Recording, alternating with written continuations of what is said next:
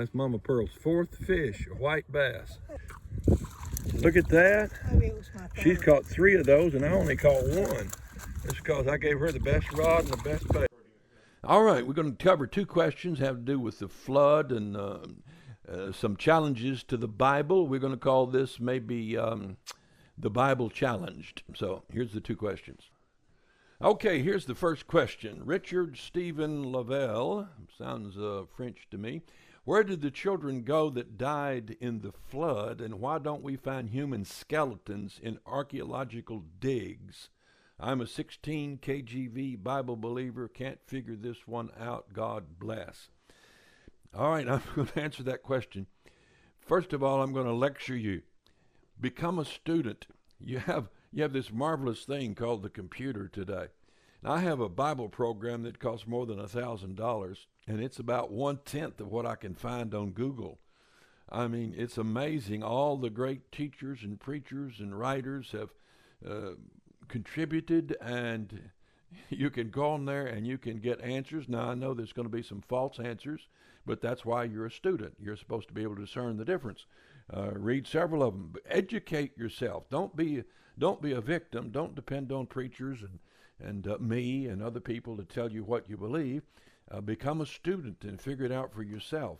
You don't have to have an IQ. You just got to have an interest in doing it. Okay, that's my little lecture. Where did the children go that died in the flood? Now, this is an emotional question. I understand it and I appreciate it, and it's a lot bigger question than that. The whole concept of what happens to children when they die. Children die right now all over the world in adverse circumstances. Not their fault. Their parents are the fault of another government. So that's a big question, and we can't philosophically or biblically go into it that deep. But to say where did the children go that died in the flood? Genesis 6:12 says, "And God looked upon the earth, and behold, it was corrupt, for all flesh had corrupted his way upon the earth." So remember, this was a time when God looked at the earth and couldn't find anyone on it that was righteous, walked in love and fellowship and goodness and holiness. Even the children were corrupted. You remember later, Sodom and Gomorrah becomes corrupted, and even the children are corrupted. Now, right now, our children are being corrupted in the public school systems of America. If you send your children to public schools, you have thrown them away. You've sent them to Sodom for the day, or even a Christian school that's got large numbers of students there. And so children are being perverted by all the philosophies that are going on today in the public arena. Disney, all the media wants to corrupt your children, wants to make sodomites out of them. And so the sad thing is, I've been in the homes.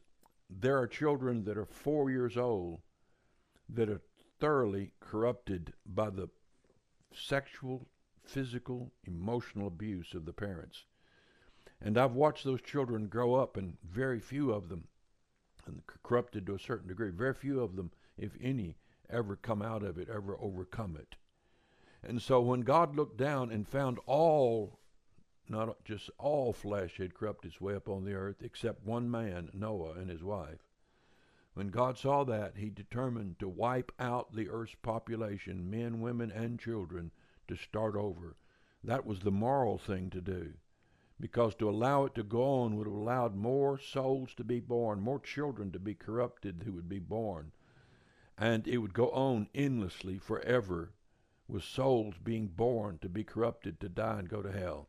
So God did the merciful thing and terminated the human race at that point, saving only one man. And then that man had 3 children before the flood, and his 3 sons married, and so they were uncorrupted, and they joined Noah on the ark. So that's a brief answer to that question.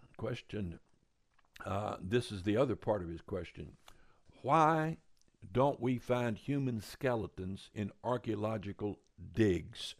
Now, what he's talking about is that if the earth was populated before the flood, which the Bible teaches it was, and if there was a flood, which the Bible teaches there was, then he's suggesting that, as others have, that we should find human skeletons indicating a great flood had killed them and washed their bodies in, and which should show up somewhere. You should be able to find them. All right. There are only a few possible finds of human skeletons prior to the flood, and that's the thing that he is concerned about. Now, I looked up the historical estimates of the world population. Now, this is not science, but it's an estimation by a secular organization. They estimated that in 3000 BC, there might have been as many as 14 million people on the face of the earth. 14 million people. Now, knowing that Genesis 6 is right at the beginning of the Bible, that the flood takes place before the Tower of Babel. At this point, everyone spoke one language. They were created right there in this Fertile Crescent where the Eden was. And the population had just spread a couple 100 miles out into what would now be the Babylonian area, down into just that peninsula there, in Syria and the edge of Iraq, right in that area right there. And so that's where Noah was, and that's where he built his ark, and that's where the flood took place. So the American continents, South America,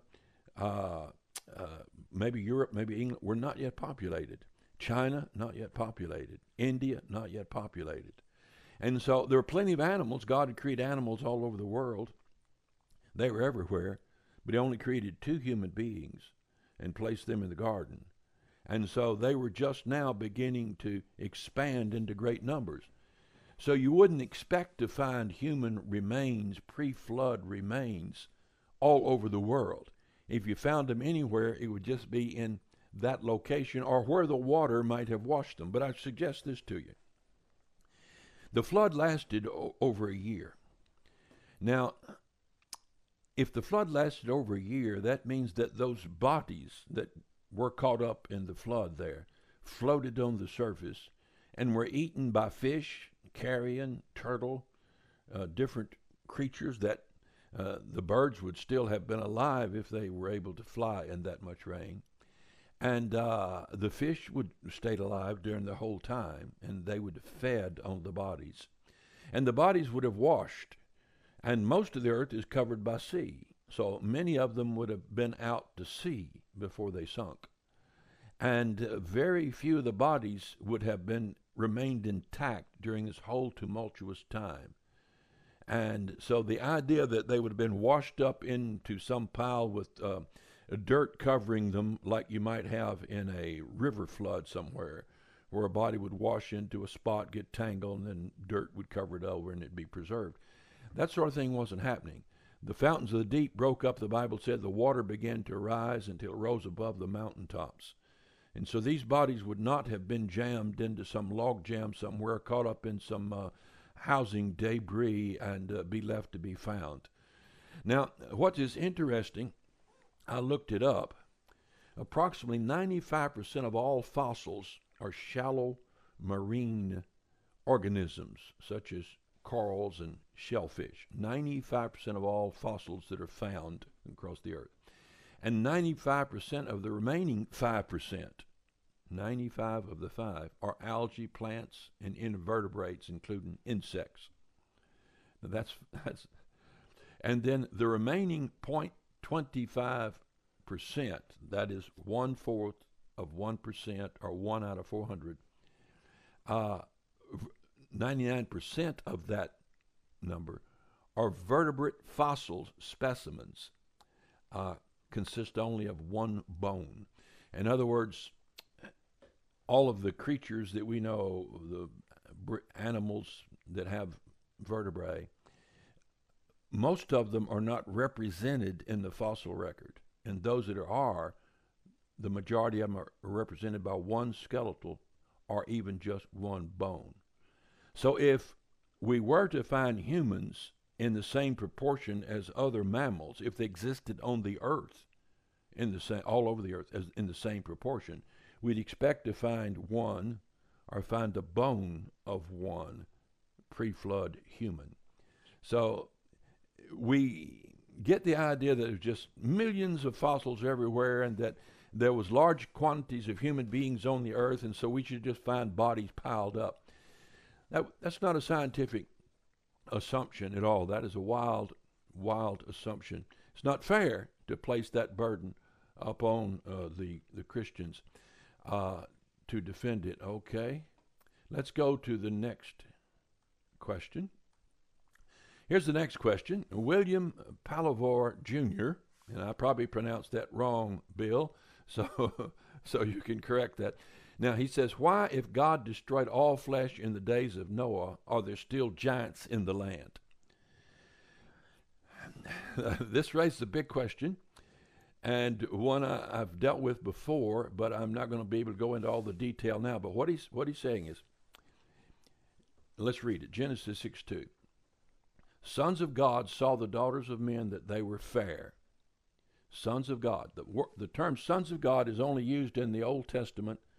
It's either 5 or 6 times. I don't remember. It's been a while. And I think it's 5 times. And all 5 of those times that it's used, it refers to angels, never anything else. Now, in the New Testament, we have a reference to Adam, that he was a son of God. And then with the new birth, Christians become sons of God. But in the Old Testament, they were never called sons of God. They were not. They were fallen creatures, lost, without hope, without God. They were not sons of God. So only the angels, like in Job 1, are called sons of God. So the sons of God saw the daughters of men. Notice the distinction there. Sons of God, not sons of men saw daughters. Sons of God saw the daughters of men, that they were fair, and they took them wives of all which they chose. Angels cohabitated with human females and produced offsprings, giants. Read on. The Lord said, my spirit shall not always strive with man. In response to the sons of God marrying or taking them wives of all which they chose, the Lord said, my spirit shall not always strive with man, for he also is flesh. Also is flesh. Now that's either saying that man is also flesh like God's flesh, or man is also flesh like the sons of God were flesh. Yet his days shall be 120 years. There were giants in the earth in those days.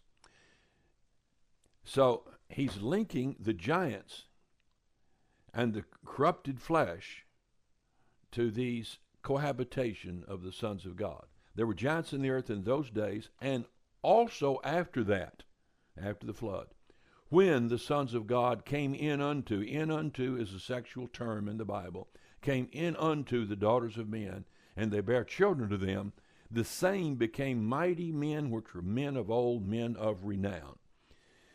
So these were not basketball players. The giants we're talking about have never been on a basketball court. These giants were 9.5 to 10.5, 11 foot tall. They've actually found iron bedsteads over there in Palestine that are 11 or 12 feet long. Iron beds that they made to sleep on. It had to be iron, been hard for wood to hold them up. And we read about David confronting Goliath, and Goliath had 5 brothers, and they were giants. They were 9.5 foot tall. And so these were not like some of the people with genetically malformed that get to be 8 foot tall and they're hunched over and weak and they die at 30 years of age. These guys were half angelics and half humans. And so as a result, they were strong, powerful, agile, big, forceful creatures, men of renown, it said. So the reason God sent a flood to destroy the whole earth is because the earth had been interbred, the humans had been interbred in a large measure with angels. These are not Lucifer's angels who fell.